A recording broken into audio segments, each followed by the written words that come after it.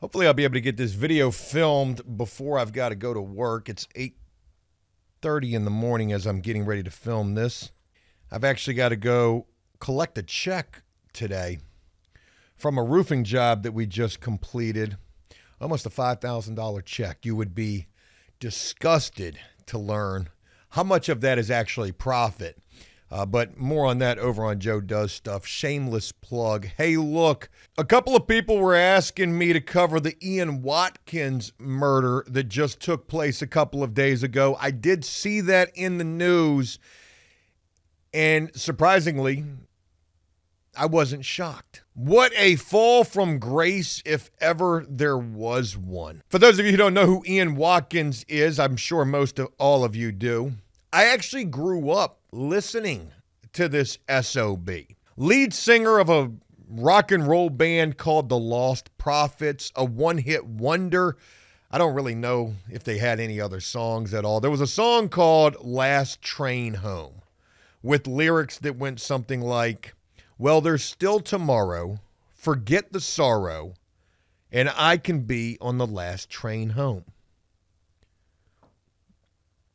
You hate that song now because of this guy. Imagine the bandmates of this person, this horrible monster of a person. Ian Watkins had the worst type of bad charges that there are. And there are no good bad charges, obviously, but I do imagine that there's levels to the bad charges. If you were to imagine the worst of the worst in relation to sex offender charges, what would those be? I believe, and correct me if I'm wrong, but I'm pretty sure I'm right about this, Ian Watkins' charges stemmed from a baby. Was it a baby? Ian Watkins would find himself locked up over in the UK somewhere, and it was just last year, I believe, where he was stabbed up. They tried to kill him last year over there in some UK prison. I don't know a whole hell of a lot about prisons over in the United Kingdom, but one thing that I imagine and I see from video is they don't play. You know, guns are illegal over in the UK, but they sure know about that knife work. They put in the work with the blade. You can't bring a knife to a gunfight over in the UK because they ain't got no guns. All they know is a poker. Something to stab shit with. Yeah, so Ian Watkins got poked up pretty decently last year. I believe that he was on like life support or he was bad off. The fact that this man lived, I think, was God. I hate to bring religion and God into this, but I think God wanted this man to suffer so badly for what he did. I'm going to catch some hell for this, or probably go there my damn self for saying this. I think that, you know, fate would have it. Fate, the way that the cards were supposed to be played in this guy's like life in hand, he was supposed to be killed twice. And essentially, that's what happened to him. They stabbed him up so bad last year.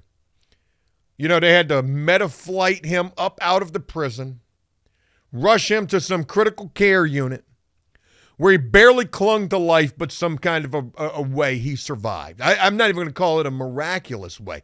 The man survived. And I believe that that was fate. That was the way that the universe had this thing lined up so that it could be done to him again. Is this justice for the victim's family, for the victim? You know, what kind of lifelong trauma will this young person carry with them? I would just hope that when they're old enough to know, they know what happened to this monster who did whatever he did to them. I feel like this is a pretty good source that I've gotten information from in the past. Story coming to us from a publication called The Independent.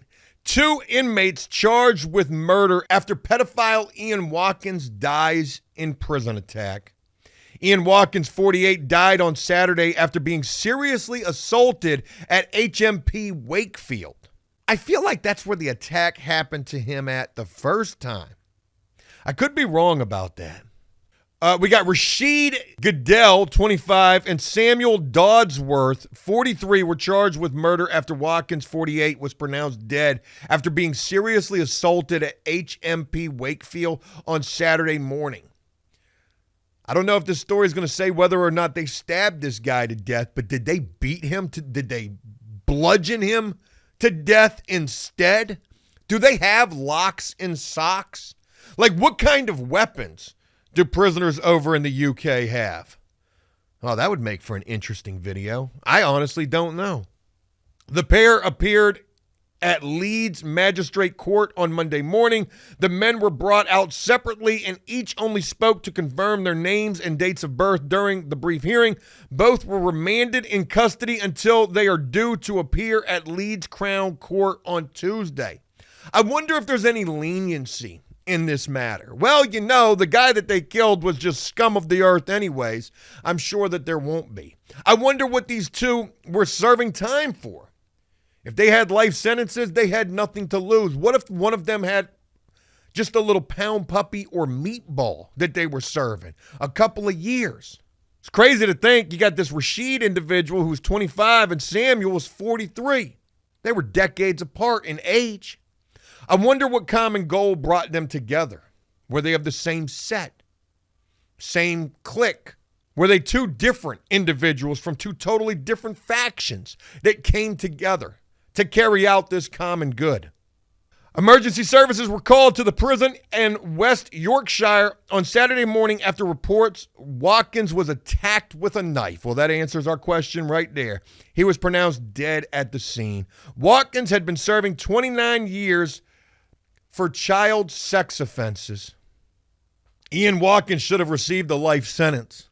These two prisoners ensured that he did receive that.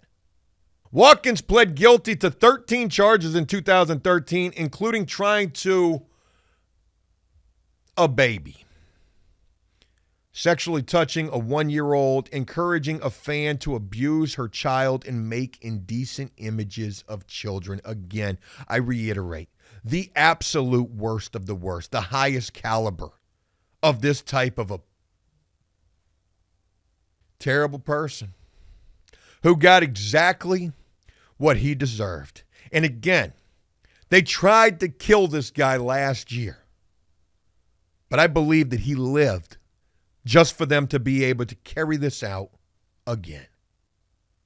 I wonder what this guy's time in prison was like. I would love to hear about that, to see somebody speak on the level of extortion and being hogtied and, you know, kept hostage underneath of a bunk somewhere. Was he in protective custody? Was there a guard that was paid off so that these individuals could get to this guy? A lot of questions that I don't have answers for. At the time of his sentencing, the judge described Watkins as a manipulative and dangerous sexual predator who had abused his fame to help satisfy his insatiable lust. The prison went into lockdown in the immediate aftermath of Watkins' killing. Watkins had previously been stabbed in an incident at the same prison. That's what I thought. In 2023, I thought it was last year. It was 2 years ago. Suffered non-life-threatening injuries. I thought he was on life support after he was reportedly taken hostage by 3 inmates for 6 hours. Good stuff. Gosh almighty. He appeared back in court in 2019 for possessing a phone behind bars and described his fellow inmates as murderers, mass murderers, rapists, pedophiles, serial killers, the worst of the worst. He was right there amongst them. The prison, which had been in use since 1594, I know I'm going to sound stupid for saying this. I didn't even think like humanity had evolved as a species back during that time. Talking about this prison had been around since 1594. A high security facility with an ultra secure unit for the country's most dangerous prisoners and is known for holding some of the UK's most notorious murderers and sexual offenders. Previous prisoners included Harold Shipman, Charles Bronson, and Ian Huntley. Though the latter is now imprisoned at HMP Franklin, another high-security prison. This year, an inspection of HMP Wakefield revealed a facility grappling with aging and deteriorating infrastructure. I'd say so if this bitch been around for 100 centuries. I don't even know how long it's been for real. Man, 1594? That's 200 years before Christopher Columbus. You talking about the Stone Age for real is what this sounds like. And a shifting prisoner demographic, which the report said challenged its ability to deliver safe, decent, and purposeful outcomes. That's an interesting statement that they make right there. They said that they've been dealing with deteriorating infrastructure, which is a no-brainer, but a shifting prisoner demographic. Are they talking about more black folks? I don't personally think so. I think they're talking about the YOs. I was going to say the wrong thing, and that might have came across as racist, and I wasn't intending for that. But the youth offenders, man, these young little whippersnappers these days, man, they ain't got no coof about them at all. Off the chain. And imagine these little YOs out there in the UK who all they know is a knife with an extendo clip on that. They just know swords. I bet you the youngins are taking over out there. I bet you they are. Whereas in the past, this prison probably was somewhat, laid back to a certain degree. You got the old heads. They know how to just keep their nose down and do their time type shit. But then you got the little youngins coming in there, turning this bitch into gladiator school, turning up and turning out, probably to a certain degree. The July report also found that violence had increased markedly since the last inspection, with a 62% rise in incidents and a 72% increase in serious assaults. Many prisoners told us they feel unsafe, particularly older men convicted of sexual offenses who increasingly shared the prison with a growing cohort of younger prisoners. Yeah, man, you ain't gonna be safe up in here. I'm proud of these young men causing havoc up in this prison, especially for people who deserve it. In 2014, Watkins was told he could not appeal against the length of his 29-year jail term. Watkins' lawyer suggested he should have his jail term cut because his last-minute guilty plea spared a jury from having to watch his homemade abuse imagery. That's why he should have his time cut. Because of a last-minute guilty plea that spared the jury from having to see just how heinous of a monster this guy really was? Nah, man. Buddy got exactly what he deserved. Like I said, a couple of people had left comments wanting me to respond, react to this. And I think the most interesting component to this is Buddy was attempted to be killed twice. The second time succeeded. I think his life was spared the first time. God's will, or just the way that the cards were meant to play out.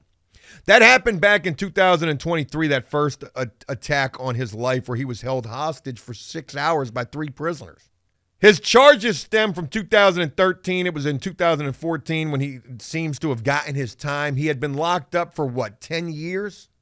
Give or take. I would just hope that in those 10 years, his life was an unbelievable living hell. And now that his life is no longer amongst the living, maybe wherever he's going is going to be more of the same. Just my 2 cents on the matter. Wanted to share it with you guys and hope you found some interest in me doing so. If you did so, please leave a like and a comment letting me know exactly what you think. And I'll look forward to seeing what you have to say. As always, until next time, enjoy life, the free world. Never take a moment for granted and make the most of every day. Peace.